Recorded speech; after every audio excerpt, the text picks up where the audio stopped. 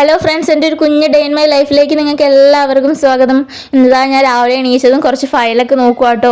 എനിക്ക് കുറച്ച് സർട്ടിഫിക്കറ്റും കാര്യങ്ങളൊക്കെ വേണ്ട ആവശ്യമുണ്ടായിരുന്നു. മോനെ സ്കൂളിൽ അഡ്മിഷൻ എടുക്കണമെന്ന് വിചാരിക്കുന്നുണ്ട്. അപ്പോൾ നമ്മുടെ BSF സ്കൂളിൽ തന്നെ ആയിരിക്കും കേട്ടോ. എന്ന് വെച്ചാൽ KV അല്ല, BSFൻ്റെ സ്കൂളുണ്ട് ഇവിടെ തൊട്ടടുത്ത്. അപ്പോൾ അവിടെ കൊണ്ടുപോയിട്ട് ചേർക്കാമെന്നാണ് വിചാരിക്കുന്നത്. ഇത്രയും ദിവസം പുറത്തൊക്കെ ആയിരുന്നു കേട്ടോ. പക്ഷേ അറിയില്ല, അവിടെ പോകുമ്പോൾ അവൻ്റെ ഏജൊക്കെ എങ്ങനെയാവും, ഇഷ്യൂ ആവുമോ ഒന്നും അറിയില്ല. ഇപ്പോൾ നമ്മൾ LKG-യിലായിരുന്നു കേട്ടോ കഴിഞ്ഞ വർഷം ചേർത്തിട്ടുണ്ടായിരുന്നത്. പക്ഷേ ഇനിയിപ്പം വീണ്ടും LKG തന്നെ കൊണ്ടുവിടേണ്ടി വരുമോ ഒന്നും അറിയില്ല. ഒക്കെ അവിടെ പോയി കഴിഞ്ഞാലേ അറിയുള്ളൂ.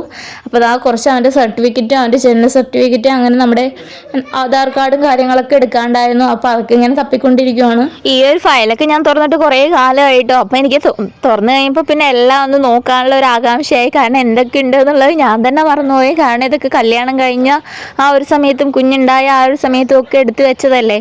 അതിനുശേഷം എടുത്തിട്ട് യൂസ് ചെയ്യേണ്ട ആവശ്യമൊന്നും വന്നിട്ടില്ല. പിന്നെ നമ്മൾ നാട്ടിലൊക്കെ ആണെങ്കിൽ ഇപ്പം മാസം എടുത്ത് യൂസ് ചെയ്യേണ്ട ആവശ്യം വരുമായിരുന്നു. പക്ഷേ ഇവിടെ ആയതുകൊണ്ട് നമുക്ക് അതിൻ്റെ ഒന്നും ആവശ്യമില്ലല്ലോ. ഒക്കെ കെട്ടിപ്പൂട്ടി വെച്ചിട്ട് കുറേ മാസവും വർഷങ്ങളും ആയി. അപ്പോൾ ഞാൻ വിചാരിച്ചു എന്നാൽ പിന്നെ എല്ലാം കൂടെ ഒന്ന് നോക്കാം വിചാരിച്ചു എല്ലാം ഒന്ന് എടുത്ത് നോക്കണ്ടേ. അപ്പോൾ അതിൻ്റെ ഇടയിൽ കൂടെ എൻ്റെ മാരേജിൻ്റെ സർട്ടിഫിക്കറ്റും അതുപോലെ കല്യാണ പത്രികയൊക്കെ ഉണ്ടല്ലോ. അപ്പോൾ അതൊക്കെ കണ്ടിട്ടുണ്ടായിരുന്നു കേട്ടോ. അപ്പോൾ അതൊക്കെ ഞാനിങ്ങനെ എടുത്ത് നോക്കുവാണ്. പിന്നെ മോൻ്റെ ബർത്ത് സർട്ടിഫിക്കറ്റ്, അതുപോലെ അവർക്കൊരു കാർഡൊക്കെ കിട്ടുമല്ലോ, ബേബി കാർഡൊക്കെ കിട്ടുമല്ലോ. അപ്പോൾ അതൊക്കെ നോക്കുമായിരുന്നു കേട്ടോ. അവൻ്റെ മിസോറാമത്തെ ആയിരുന്നു ഈ കാർഡും കാര്യങ്ങളൊക്കെ. അപ്പോൾ അതൊക്കെ ഒന്ന് നോക്കുമായിരുന്നു. ഇന്ന് ഞാൻ രാവിലേക്ക് പുട്ടാട്ടോ ഉണ്ടാക്കുന്നത് ബ്രേക്ക്ഫാസ്റ്റ് ആയിട്ട്. അപ്പോൾ പുട്ടിന് വേണ്ടിയിട്ട് ഞാൻ പൊടിയൊക്കെ സെറ്റാക്കിയിട്ട് പിന്നെ പുട്ടും കൂടെ അടുപ്പത്ത് വെച്ചിട്ടുണ്ട് കേട്ടോ. ഏട്ടൻ പോകുമ്പോഴേക്കും പെട്ടെന്ന് എനിക്ക് ഭക്ഷണം ഉണ്ടാക്കി കൊടുക്കണേ. അപ്പോൾ ഏട്ടന് വേണ്ടിയിട്ട് ആ പുട്ട് റെഡിയാക്കിയിട്ട് ഒരു കുറ്റി കൊടുത്തിട്ട് ഞാൻ രണ്ടാമത്തേത് വെച്ചതാണ്. പക്ഷേ രണ്ടാമത് വെച്ച് കഴിഞ്ഞപ്പോൾ ഇത് ഇങ്ങനെയൊക്കെ ആയിട്ടോ. അത് മുകളിലോട്ട് പോകുന്നുണ്ടായിരുന്നു. എന്നിട്ട് തീ കുറച്ച് കഴിഞ്ഞപ്പോൾ അത് താഴോട്ടൊക്കെ പോകുന്നുണ്ടായിരുന്നേ. എനിക്കൊന്നും മനസ്സിലായിരുന്നില്ല അതെന്തുകൊണ്ടാണ് അങ്ങനെയൊക്കെ ചെയ്തത്. ഞാൻ കുറേ നേരം അങ്ങനെ നോക്കി വെക്കുന്നുണ്ടായിരുന്നു കേട്ടോ. ആ ഒരു തീ കുറച്ച് കഴിഞ്ഞപ്പോൾ അത് തന്നെ താഴോട്ട് ഇങ്ങനെ ഇതായി പോയി ഇറങ്ങി പോയിട്ടുണ്ടായിരുന്നേ. പുട്ട് നമ്മുടെ വീട്ടിൽ എല്ലാവർക്കും ഇഷ്ടം കേട്ടോ. പുട്ട് എന്ന് പറയുമ്പോൾ എനിക്ക് പല ഓർമ്മകളും വരിക. കുറേ എന്ന് വെച്ച് കഴിഞ്ഞാൽ ചിലർക്ക് ഓരോ ഫുഡും കാണുമ്പോൾ ഓരോരോ ഓർമ്മകൾ ഉണ്ടാവില്ലേ. നല്ല ഓർമ്മകളും ഉണ്ടാകും, ചീത്ത ഓർമ്മകളും ഉണ്ടാകും അല്ലേ. എനിക്കതുപോലെ വളരെ ഒരു ദുഃഖം നിറഞ്ഞ ഓർമ്മയുള്ളൊരു സാധനം കേട്ടോ ഈ പുട്ടെന്ന് പറയുന്നത്. അപ്പോൾ എനിക്കത് കാണുമ്പം പെട്ടെന്ന് എനിക്ക് എൻ്റെ അച്ഛനായിട്ട് ഓർമ്മ വരിക. അപ്പോൾ എനിക്ക് ഈ പുട്ടുണ്ടാക്കുമ്പോഴെല്ലാം ഞാൻ അച്ഛനെ ആട്ടോ ഓർക്കാറ്. അതെന്തുകൊണ്ടാണെന്ന് വെച്ച് കഴിഞ്ഞാൽ അത് ഞാൻ പിന്നെ പറയാവേ. പിന്നെ ഞാൻ ഫുഡ് രണ്ടാം മുറിയും വെച്ചിട്ടുണ്ടായിരുന്നു കേട്ടോ. എന്ന് വെച്ച് കഴിഞ്ഞാൽ ഒരിക്കൽ ഏട്ടനുണ്ടാക്കി കൊടുത്ത് പിന്നെ ഞാൻ രണ്ടാം മുറി ഒരിക്കൽ വെച്ച് പിന്നെ ഞാൻ മൂന്നാമത്തെ തവണ വെച്ചപ്പോൾ ഇതുപോലായി. എന്ന് വെച്ച് കഴിഞ്ഞാൽ ചോറിനൊക്കെ അരിയിട്ടിട്ടൊന്ന് തിരിഞ്ഞപ്പോഴേക്കും ഇങ്ങനെയൊക്കെ ആയിട്ടുണ്ടായിരുന്നു കേട്ടോ. അത് വെച്ച ആ ഒരു എന്താ പറയുക, ആ ഒരു തീ കൂട്ടി വെച്ചുകൊണ്ടാണോ എന്നൊന്നും എനിക്ക് മനസ്സിലായില്ല. മൂന്നാമത്തെ കുറ്റി വെച്ച് കഴിഞ്ഞപ്പോൾ അതെല്ലാം കൂടെ മറിഞ്ഞ് താഴോട്ട് വീണേ. എനിക്ക് ആകെ സങ്കടമായി. ഇന്നല്ലെങ്കിലേ നമ്മളിങ്ങനെ ഒരു സ്ഥലത്തോട്ട് പോകാനും വേണ്ടി നിൽക്കുമല്ലേ. അപ്പോൾ അങ്ങനെയും കൂടെ ആയി കഴിഞ്ഞപ്പോൾ എനിക്ക് ഭയങ്കര സങ്കടമായി. എന്നിട്ട് ഞാൻ പുട്ടൊക്കെ എടുത്തിട്ട് പുറത്ത് കൊണ്ടുപോയിട്ട് പശുവിനൊക്കെ ഇട്ട് കൊടുത്തേ. അത് അവരൊക്കെ വന്ന് കഴിച്ചോളും, ഇല്ലെങ്കിൽ കിളികളൊക്കെ വന്ന് കഴിച്ചോളും. പിന്നെ ഞാൻ അവിടേക്ക് നന്നായിട്ടൊന്ന് ക്ലീനൊക്കെ ചെയ്തു കേട്ടോ. ഗ്യാസിൻ്റെ ടോപ്പിലും അതുപോലെ നിലത്തും എല്ലാം തറയിലും എല്ലാം വീണ് കിടക്കുമായിരുന്നു. പുട്ടൊക്കെ ചെതറി കിടക്കുമായിരുന്നു. അപ്പോൾ അതൊക്കെ ഒന്ന് ക്ലീൻ ചെയ്യാണ്ടായിരുന്നു കേട്ടോ. അപ്പോൾ ഞാൻ വിചാരിച്ചു എന്തായാലും സോപ്പൊക്കെ ഇട്ടിട്ട് ഒന്ന് നന്നായിട്ട് ഡീപ്പ് ക്ലീൻ തന്നെ ചെയ്തെടുക്കാമെന്നുകൊണ്ട് നല്ലപോലെ തേച്ച് വരച്ച് കഴുകി എടുത്തു കേട്ടോ. അച്ഛൻ മരിക്കുന്നതിൻ്റെ പിറ്റേ ദിവസം വീട്ടിൽ പുട്ടായിരുന്നു കേട്ടോ നമ്മൾ ഉണ്ടാക്കിയിട്ടുണ്ടായിരുന്നത്. അതുകൊണ്ട് തന്നെ എനിക്ക് എപ്പോഴും പുട്ടുണ്ടാക്കുമ്പോൾ അച്ഛനെ ഓർമ്മ വരിക. കാരണം അച്ഛൻ അന്ന് അത് കഴിക്കാനും പറ്റിയിട്ടുണ്ടായിരുന്നില്ല കേട്ടോ. അച്ഛൻ പുട്ട് കഴിച്ചിട്ടും ഉണ്ടായിരുന്നില്ല. അപ്പോൾ എനിക്ക് ഭയങ്കര സങ്കടം കേട്ടോ. എപ്പോഴും പുട്ടുണ്ടാക്കുമ്പോൾ പെട്ടെന്ന് എനിക്ക് അച്ഛനെയാണ് ഓർമ്മ വരിക. പുട്ടുണ്ടാക്കണോ എന്നൊക്കെ ആലോചിക്കും. ഉണ്ടാക്കുമ്പോൾ എനിക്ക് പെട്ടെന്ന് അച്ഛനെ ഓർമ്മ വരും കേട്ടോ. ഞാനപ്പോൾ അതുകൊണ്ടാണ് ഞാൻ അങ്ങനെ പറഞ്ഞത്. പിന്നെ ക്ലീനിങ് ഒക്കെ കഴിഞ്ഞ് കഴിഞ്ഞപ്പോൾ എനിക്ക് കുറച്ച് പാത്രമൊക്കെ കഴുകാനുണ്ടായിരുന്നു കേട്ടോ. അതങ്ങനെയല്ലേ, ക്ലീനിങ് ഒക്കെ കഴിഞ്ഞ് കഴിഞ്ഞാൽ പിന്നെ നമ്മൾ മാറ്റി വെച്ചുള്ള എല്ലായിടത്തും കഴുകേണ്ടി വരും. ഇതിപ്പോൾ എനിക്ക് അങ്ങനെയൊന്നും ആയിരുന്നില്ല. ഞാൻ പുട്ടൊക്കെ ഉണ്ടാക്കിയതിൻ്റെ പാത്രവും ഞാൻ പിന്നെ പുട്ടൊക്കെ ഉണ്ടാക്കുന്നത് നിർത്തിയിട്ടോ. കാരണം എന്തായാലും സക്സസ് ആയില്ല ഇന്നത്തെ പുട്ടുണ്ടാക്കൽ. അപ്പോൾ ഞാൻ വിചാരിച്ചു എന്തായാലും എനിക്ക് ഇങ്ങനെയും സംഭവിക്കാത്തതാണ്. ചിലപ്പോൾ എന്താണെന്ന് അറിയില്ല. ചിലപ്പോൾ ഞാൻ വെള്ളം വെച്ച് കൂടിയതുകൊണ്ടായിരിക്കാം, ചിലപ്പോൾ തീ കൂടിയതുകൊണ്ടായിരിക്കാം, ചിലപ്പോൾ ആ ഒരു ചൂട് കൂട്ടിയതുകൊണ്ടായിരിക്കാം, എനിക്കൊന്നും മനസ്സിലായില്ല കേട്ടോ. അപ്പോൾ പിന്നെ ഞാൻ പുട്ടൊക്കെ ഉണ്ടാക്കുന്നത് നിർത്തി വേഗം പാത്രം കഴുകലിലോട്ട് കിടന്നു. പിന്നെ ആ ഗ്യാസിൻ്റെ മുകളിൽ ഉള്ള ആ ഒരു സ്റ്റാൻഡും കാര്യങ്ങളൊക്കെ ഉണ്ടായിരുന്നു. അപ്പോൾ അതൊക്കെ എടുത്തൊന്ന് കഴുകാണ്ടായിരുന്നു. അപ്പോൾ അതൊക്കെ ഒന്ന് ക്ലീൻ ചെയ്തു. പിന്നെ ഞാൻ പെട്ടെന്ന് അടിക്കലും തുടയ്ക്കലും അതുപോലെ ഭക്ഷണം ഉണ്ടാക്കുകയും എല്ലാം ചെയ്തോട്ടൊന്നും ഉപ്പേരിയൊന്നും വെച്ചിട്ടുണ്ടായിരുന്നില്ല. അതിനൊന്നും സമയമില്ല. കാരണം പെട്ടെന്ന് സ്കൂളിലേക്ക് പോകേണ്ടതെന്ന് വിചാരിച്ചിട്ട് ഏട്ടൻ ഓഫീസിൽ നിന്നായിരിക്കും കേട്ടോ ഞങ്ങളെ വിളിക്കാൻ വരിക സ്കൂളിൽ പോകാനും വേണ്ടിയിട്ട്. അപ്പോൾ ഏട്ടൻ ജോലി ചെയ്യുന്ന ഒരു സ്ഥലത്ത് നിന്ന് വരുമ്പോൾ വെച്ച് കഴിഞ്ഞാൽ നമുക്കും ടെൻഷനല്ലേ, പെട്ടെന്ന് പണിയൊക്കെ ചെയ്ത് തീർക്കണമെന്ന് വിചാരിച്ചിട്ട്. അപ്പോൾ അതിൻ്റെ ഇടയിൽ കൂടി ഞാൻ മോന് ഭക്ഷണമൊക്കെ കൊടുത്തു കഴിഞ്ഞ് പുറത്ത് വന്ന് നോക്കിയപ്പോൾ അവിടെ ഭയങ്കര അടി നടക്കുമായിരുന്നു കേട്ടോ പശുക്കളുടെ. നല്ല അടിയായിരുന്നേ. പുറത്ത് വന്നവർ 1 മണിക്കൂർ ഇത് തന്നെയായിരുന്നു കേട്ടോ. ഭയങ്കര അടിയായിരുന്നേ. ഇവിടെ കുഞ്ഞുങ്ങളെയൊക്കെ പുറത്ത് വിടുമ്പോൾ ഇതാണൊരു പ്രശ്നം എന്ന് വെച്ച് കഴിഞ്ഞാൽ ഇങ്ങനെ പശുക്കളൊക്കെ വന്ന് അങ്ങോട്ടും ഇങ്ങോട്ടും അടികൂടും. അത് മാത്രമല്ല നമ്മളെ കുത്താനൊക്കെ വരും കേട്ടോ. ഞങ്ങളെയൊക്കെ ഇങ്ങനെ കുത്താനൊക്കെ വരും. എല്ലാ ദിവസവും നമ്മൾ നടക്കുമ്പോൾ ഇങ്ങനെ ശ്രദ്ധിച്ചിട്ട് വേണം നടക്കാൻ. പിന്നെ ഏട്ടൻ വന്നപ്പോൾ ഞങ്ങൾ റെഡിയായിട്ട് ഞങ്ങൾ സ്കൂളിൽ പോയിട്ടുണ്ടായിരുന്നു. ഇതാട്ടോ നമ്മുടെ BSFൻ്റെ സ്കൂൾ. ഇത് KV അല്ല, BSFൻ്റെ ഗവൺമെൻറ് അപ്രൂവ്ഡ് ആയിട്ടുള്ള സ്കൂളാണ്. അപ്പോൾ കുഴപ്പമൊന്നുമില്ല, നല്ല വലിയ സ്കൂളൊക്കെ ആയിട്ടോ.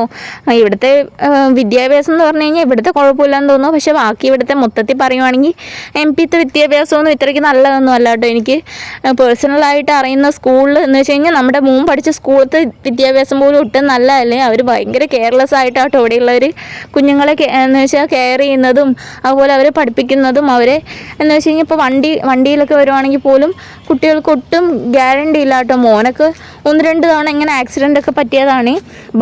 നമ്മുടെ ഭാഗ്യം കൊണ്ടാണ് നമ്മുടെ കുഞ്ഞിനൊന്നും ഒന്നും പറ്റാതെ രക്ഷപ്പെട്ട് വന്നത്. അപ്പോൾ അപ്പോഴേ നമ്മൾ വിചാരിച്ചിട്ടുണ്ടായിരുന്നു ആ സ്കൂളിൽ നിന്ന് എന്തായാലും ചേഞ്ച് ചെയ്യണമെന്ന്. മോന് പിന്നെയും LKGക്ക് തന്നെ ആയിട്ടോ അഡ്മിഷൻ കിട്ടിയത്. അവൻ്റെ ഏജ് എന്ന് പറയുമ്പം 4.5 വയസ്സൊക്കെ കഴിഞ്ഞു കേട്ടോ അവന്. പക്ഷേ 4 വയസ്സിലാണ് LKG ചേർത്തേണ്ട പ്രായമായി. കാരണം 6 വയസ്സിലാണ് 1-ാം ക്ലാസ്സിൽ ചേർത്തേ. പക്ഷേ ഇവിടത്തേക്ക് എന്ന് വെച്ച് കഴിഞ്ഞാൽ നമ്മുടെ ഗവൺമെൻറ് സ്കൂളിലൊക്കെ പോവുകയാണെങ്കിൽ കറക്റ്റ് അവർ ആ ഒരു പ്രായം എന്ന് വെച്ചാൽ ഇപ്പോൾ ഒരു 4 വയസ്സ് 4.5 വയസ്സ് അങ്ങനത്തെ ഏജിലാട്ടോ അവർ ഇതുപോലെ LKG UKG ഒക്കെ ചേർത്ത് എന്ന് വെച്ചാൽ കയറ്റിയായില്ലേ. പിന്നെ അവർ കയറ്റിയില്ല. പിന്നെ നമുക്ക് പ്രൈവറ്റിൽ തന്നെ പോകേണ്ടി വരും. അപ്പോൾ പ്രൈവറ്റിൽ പോകുന്നതിനേക്കാൾ നല്ലത് നമുക്ക് ഗവൺമെൻറ് ആണല്ലോ എന്ന് വിചാരിച്ചിട്ടാണ്, ഗവൺമെൻറ് സ്കൂളല്ലേ നല്ലതെന്ന് വിചാരിച്ചിട്ടാട്ടോ പിന്നെ ഞങ്ങൾ അവിടെ തന്നെ ചേർത്തിയത്. അത് കഴിഞ്ഞ് ഞങ്ങൾ പിന്നെ കുറച്ച് കടയിൽ പോയി സാധനമൊക്കെ മേടിക്കാനുണ്ടായിരുന്നു. സാധനം മേടിക്കാനൊന്നുണ്ടായിരുന്നില്ല, നമ്മൾ നല്ല ചൂടൊക്കെ അല്ലേ എന്ന് വിചാരിച്ച് കുറച്ച് ജ്യൂസൊക്കെ മേടിക്കാനൊക്കെ പോയി. ഏട്ടൻ മാംഗോ ജ്യൂസ് കുടിച്ചു, ഞാനൊരു ഐസ്ക്രീം മേടിച്ച് കഴിച്ചു. പിന്നെ മോൻ ടോയ്സൊക്കെ ഇങ്ങനെ നോക്കുന്നുണ്ടായിരുന്നു കേട്ടോ. ഞങ്ങൾ അവൻ്റെ സ്കൂളിലേക്ക് പോയിട്ട് പക്ഷേ അവൻ്റെ ക്ലാസ് റൂമിലൊന്നും കയറിയിട്ടുണ്ടായിരുന്നില്ല കേട്ടോ. ഇനി അടുത്ത പ്രാവശ്യം പോകുമ്പോൾ കയറാമെന്ന് വിചാരിച്ചിട്ടാണ് അടുത്ത തിങ്കളാഴ്ച കേട്ടോ ഇനി അവനെ സ്കൂളിലേക്ക് ആദ്യമായിട്ട് വിടാമെന്ന് ഉദ്ദേശിച്ചിട്ടുള്ളത്. എന്ന് വെച്ചാൽ അവിടുത്തെ സാറും അങ്ങനെ പറഞ്ഞത് തിങ്കളാഴ്ച തൊട്ട് വിട്ടാൽ മതി, അതായിരിക്കും നല്ലതെന്ന് പറഞ്ഞിട്ടുണ്ടായിരുന്നേ. അപ്പോൾ ഓക്കെ എന്ന് പറഞ്ഞിട്ടാണ് ഞങ്ങൾ വന്നത്. അവൻ്റെ ടീച്ചറെയൊന്നും കണ്ടിട്ടില്ല, അവൻ്റെ ക്ലാസ്സൊന്നും കണ്ടിട്ടില്ല കേട്ടോ.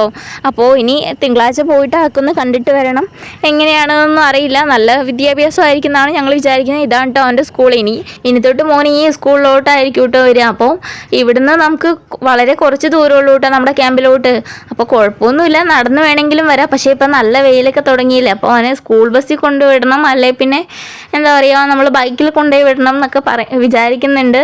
എനിക്ക് സ്കൂട്ടി ഓടിക്കാൻ അറിയില്ല കേട്ടോ. ഇനി സ്കൂട്ടിയൊക്കെ ഓടിക്കാൻ പഠിക്കണം എന്ന് വിചാരിക്കുന്നുണ്ട്. പിന്നെ എന്താ നമ്മുടെ തൊട്ടടുത്തുള്ള ഒരു പോസ്റ്റിംഗ് ഒക്കെ പോകുക കേട്ടോ. അപ്പോൾ അവരുടെ സാധനമൊക്കെ ഇങ്ങനെ പാക്കിങ് ചെയ്തുകൊണ്ടിരിക്കുമായിരുന്നു.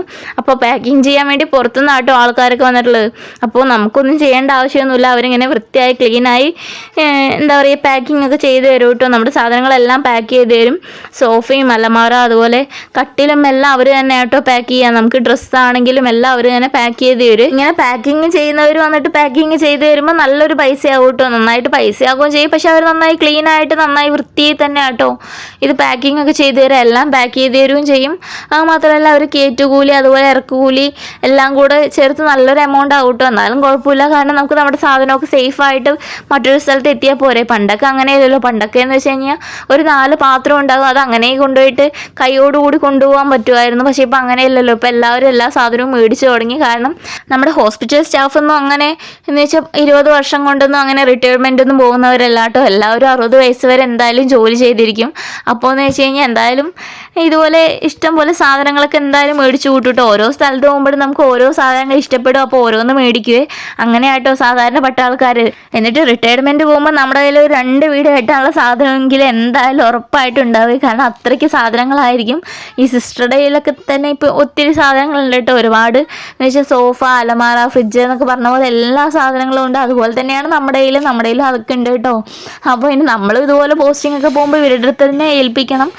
ഇവരുടെ അടുത്ത് ഏൽപ്പിച്ച് കഴിഞ്ഞാൽ നന്നായിട്ട് വൃത്തിക്ക് ചെയ്തും തരും. നമുക്കാണെങ്കിൽ ടെൻഷൻ ഇല്ലാതെയും കഴിഞ്ഞു. അടുത്ത വർഷം നമുക്ക് നമ്മുടെ വീട്ടിൽ ഇതുപോലെ ഒരു പാക്കിംഗ് ഒക്കെ കാണാം. അപ്പം ഞാൻ നല്ല ഡീറ്റെയിൽഡ് ആയിട്ട് ഇവരെങ്ങനെയാണ് പാക്കിങ് ചെയ്യുന്നതെന്നുള്ളതൊക്കെ ഡീറ്റെയിൽഡ് ആയിട്ടുള്ളൊരു വീഡിയോ എന്തായാലും ഇടാം കേട്ടോ. ഇപ്പോൾ എന്ന് വെച്ച് കഴിഞ്ഞാൽ നമ്മൾ മറ്റൊരാളുടെ വീട്ടിൽ പോയി എടുക്കുമ്പോൾ നമുക്ക് അങ്ങനെ ചെയ്യാൻ പറ്റില്ലല്ലോ. ഞാൻ ഇവർക്ക് ചായ കൊണ്ടുവന്ന് കൊടുക്കാൻ വേണ്ടി വന്ന കേട്ടോ. കാരണം ഇവരുടെ സാധനമൊക്കെ പാക്ക് ചെയ്തുകൊണ്ടിരിക്കും അല്ലേ. അപ്പോൾ ആ സിസ്റ്റർ ആട്ടോ പറഞ്ഞേ, നീ എന്തായാലും യൂട്യൂബൊക്കെ ചെയ്യുന്നതല്ലേ, നീ ഇങ്ങനെ വീഡിയോസൊക്കെ എടുത്തു എന്ന് പറഞ്ഞേ. അപ്പോൾ ഞാൻ അങ്ങനെ ആട്ടോ വീഡിയോസ് എടുക്കുന്നത്. അല്ലേ ഞാൻ അങ്ങനെ വീഡിയോസൊന്നും എടുക്കുമായിരുന്നില്ല. പക്ഷേ അവർ ഓക്കെ പറഞ്ഞുകൊണ്ട് മാത്രമായിട്ട് ഞാൻ എടുത്തത്. അല്ലാതെ വെറുതെ നമ്മൾ ഒരാളുടെ വീട്ടിൽ പോയിട്ട് അങ്ങനെ ഫോണും പിടിച്ചുകൊണ്ട് നിൽക്കുന്നത് ശരിയല്ലല്ലോ, വീഡിയോസ് എടുത്തുകൊണ്ട് നിൽക്കുന്നത് ശരിയല്ലല്ലോ. അപ്പോൾ അവർ ഓക്കെ പറഞ്ഞുകൊണ്ട് മാത്രം കേട്ടോ ഞാൻ വീഡിയോ എടുത്തത്. പിന്നെ എന്താ അവരുടെ ബൈക്കും കാര്യങ്ങളും അവരുടെ സ്കൂട്ടിയൊക്കെ ഉണ്ടായിരുന്നു. അപ്പോൾ അതൊക്കെ ഇങ്ങനെ അവർ പാക്കിംഗ് ഒക്കെ ചെയ്യുന്നുണ്ടായിരുന്നു കേട്ടോ. അവരുടെ സൈക്കിള് കാര്യങ്ങളെല്ലാം പാക്ക് ചെയ്യുന്നുണ്ട്. ഇനി അടുത്തത് നമ്മുടെ കൂടോട്ടെ, നമുക്കാണ് ഇനി അടുത്ത പോസ്റ്റിംഗ് വരിക. അപ്പോൾ ഞാൻ എല്ലാം നോക്കി വെക്കുന്നുണ്ട് അവരെങ്ങനെയൊക്കെയാണ് പാക്കിങ് ചെയ്യുന്നത്. നമ്മൾ ഇങ്ങനത്തെ പാക്കിംഗ് ഒന്നും ഇന്ന് വരെ ചെയ്തിട്ടില്ല കേട്ടോ. നമ്മൾ മിസോറാമിൽ നിന്ന് വരുമ്പോൾ നമ്മുടെ കയ്യിൽ വളരെ കുറച്ച് സാധനം ഉണ്ടായിരുന്നില്ലേ, അതിൽ പകുതി മുക്കാലും സാധനം നമ്മൾ അവിടെ നിന്ന് കൊടുത്തിട്ടാട്ടോ വന്നത്. ഞങ്ങൾ നാട്ടിലേക്ക് ഒരു 4 മാസം പോയി നിന്നിട്ടുണ്ടായിരുന്നേ. അപ്പോൾ എന്ന് വെച്ചാൽ ഏട്ടൻ എന്നിട്ട് വീണ്ടും മിസോറാമിലോട്ട് തന്നെ ആയിരുന്നു കേട്ടോ പോയിട്ടുണ്ടായിരുന്നത്. അപ്പോൾ നമ്മൾ അധികം സാധനങ്ങൾ അവിടെ കൊടുക്കുമായിരുന്നേ ചെയ്തത്. നമ്മൾ അധികം ഇങ്ങോട്ട് ഒന്നും കൊണ്ടുവന്നിട്ടുണ്ടായിരുന്നില്ല കേട്ടോ. ചെറിയൊരു ബോക്സ് മാത്രമായിരുന്നു, ഒരു ബോക്സ് സാധനം മാത്രമായിരുന്നു നമ്മുടെ കയ്യിൽ ഉണ്ടായിരുന്നത്. കുറച്ച് പാത്രങ്ങൾ മാത്രമായിരുന്നു ഉണ്ടായിരുന്നത്. അപ്പോൾ നമുക്കും പാക്കിങ്ങിനെ കുറിച്ച് വലിയ ഐഡിയ ഒന്നും ഉണ്ടായിരുന്നില്ല കേട്ടോ. അപ്പോൾ ഞാൻ എല്ലാം നോക്കി വെച്ചിട്ടുണ്ട്.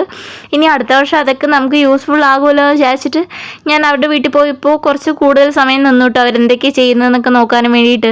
എന്ന് വെച്ച് കഴിഞ്ഞാൽ നമ്മുടെ ഭാഗത്ത് നിന്ന് എന്തെങ്കിലുമൊക്കെ ക്ലിയർ ചെയ്ത് വെക്കണമല്ലോ. അപ്പോൾ അവരെന്തൊക്കെയാണ് ക്ലീൻ ചെയ്ത് വെച്ചിട്ടുള്ളതെന്നൊക്കെ നോക്കിയിട്ടുണ്ടായിരുന്നു. അപ്പോൾ അതൊക്കെ ഇനി അടുത്ത വർഷം എനിക്ക് ഉപകാരപ്പെടുന്നതാണ് ഞാൻ വിചാരിക്കുന്നത്. അപ്പോൾ ഇതാ അവരുടെ പാക്കിങ് കാര്യങ്ങളൊക്കെ ഇങ്ങനെ നടന്നുകൊണ്ടിരിക്കുന്നുണ്ട്. ഞാൻ ബൈക്കൊക്കെ പാക്ക് ചെയ്യുന്ന ആദ്യമായിട്ടാട്ടോ കാണുന്നത്, സ്കൂട്ടിയൊക്കെ പാക്ക് ചെയ്യുന്നത്. അപ്പോൾ അതൊക്കെ ഞാൻ അങ്ങനെ നോക്കി വെക്കുമായിരുന്നു. അപ്പുറത്തെ ഒരാളുടെ എന്ന് വെച്ചാൽ പാക്കിങ് കഴിഞ്ഞിട്ടാട്ടോ അവരിങ്ങോട്ട് വന്ന് പാക്ക് ചെയ്യുന്നത്. വേറൊരു വീട്ടിലും ഇതേപോലെ സെയിം ഡേ തന്നെ പാക്കിങ് ഉണ്ടായിരുന്നു. അപ്പോൾ ആ ആളുടെ പാക്കിങ് കഴിഞ്ഞിട്ടുണ്ടായിരുന്നു. അപ്പോൾ അതിന് ശേഷമായിട്ട് അവരിവിടെ വന്ന് പാക്കിങ് ഒക്കെ ചെയ്യണ്ടായിരുന്നു. പിന്നെ ഇതാ ഞങ്ങൾ ചായ കുടിച്ച് വൈകുന്നേരം ആയിട്ടുണ്ടായിരുന്നു കേട്ടോ ഇവരുടെ പാക്കിങ് കഴിയുമ്പോൾ. അപ്പോൾ ഇതാ ചായ കുടിച്ച് പിന്നെ ഞങ്ങൾ കുറച്ച് നേരം പുറത്തൊക്കെ ഇറങ്ങി നടക്കാനൊക്കെ വേണ്ടിയിട്ട്. അപ്പോൾ ഇതാണ് നമ്മുടെ ഹോസ്പിറ്റൽ കേട്ടോ. ഈ മുന്നിൽ കാണുന്നതാണ് ഹോസ്പിറ്റൽ. അപ്പോൾ പിന്നെ മോനൊക്കെ സൈക്ലിംഗ് ഒക്കെ ചെയ്യുന്നുണ്ട്. ഞാൻ മോൻ്റെ പിന്നാലെ നടന്നുകൊണ്ടിരിക്കുന്നുണ്ട്. അപ്പോൾ ഇന്നത്തെ ഒരു ദിവസം എന്ന് വെച്ച് കഴിയുമ്പോൾ ഇങ്ങനെയൊക്കെ ആയിരുന്നു. നിങ്ങൾക്ക് എൻ്റെ ഈ വ്ളോഗ് ഇഷ്ടപ്പെട്ടിട്ടുണ്ടാവുമെന്ന് വിചാരിക്കുന്നു. നിങ്ങൾ എൻ്റെ ചാനൽ ആദ്യമായിട്ട് കാണണമെന്നുണ്ടെങ്കിൽ ഒന്ന് സബ്സ്ക്രൈബ് ചെയ്യുക, സപ്പോർട്ട് ചെയ്യുക. അപ്പോൾ വീണ്ടും നല്ല നല്ല വീഡിയോസൊക്കെ ആയിട്ട് വരുന്നതായിരിക്കും. അപ്പോൾ വീണ്ടും കാണുന്നവരെ ബായ്.